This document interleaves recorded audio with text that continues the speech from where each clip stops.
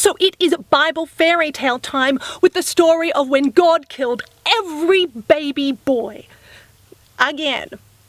So once upon a time, after God had ordered Moses to free the Israelites from slavery, because God was way too lazy to be bothered doing that himself, Moses went to the Pharaoh of Egypt and told him to let my people go. Because Moses was way too dumb to realize that if you want to free a race of slaves, you're probably going to have to do a little bit more than just go to the person who owns the slaves and say, "Pretty please."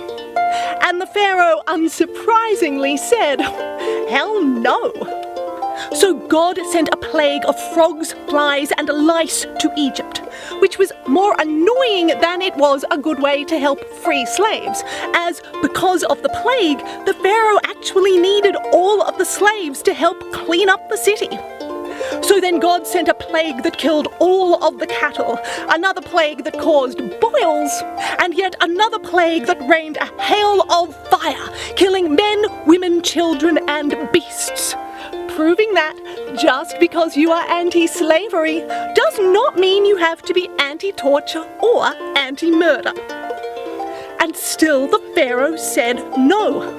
So then God sent down a plague of locusts, which didn't quite go as planned, as because God had killed all of the cattle, the Egyptians actually needed something to eat. So decided to take a leaf out of China's book and ate the insects. And at this point, even Moses was shuffling his feet in embarrassment and trying to gently suggest that maybe God should actually just free the slaves himself, or at least use his all-powerful status to turn the Pharaoh into someone who didn't want slaves. But instead of doing something peaceful and ethical, God decided to go back to his favourite form of homicidal blackmail and killed every newborn boy in Egypt. Just like he had allowed all of the Hebrew baby boys to be killed when Moses was born. Because, you know, God is love.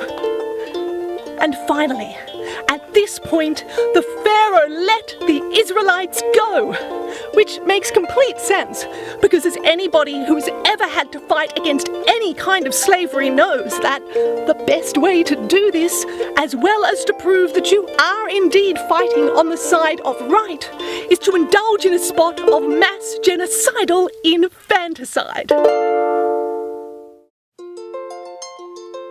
I'm just the son of a carpenter, and I don't want anything from ya, except for your eternal love and devotion and guilt.